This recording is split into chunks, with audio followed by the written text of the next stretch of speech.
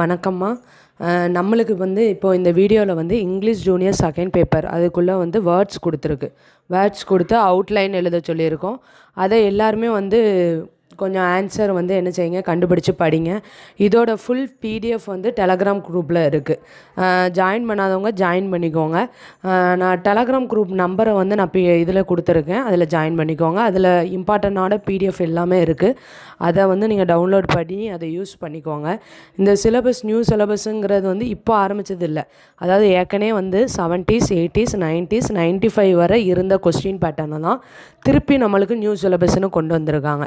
So அந்த கொஸ்டின்ஸில் உள்ள full கொஸ்டின்ஸும் வந்து அப்லோட் பண்ணியிருக்கேன், பார்த்துக்கோங்க. தேங்க்யூம்மா.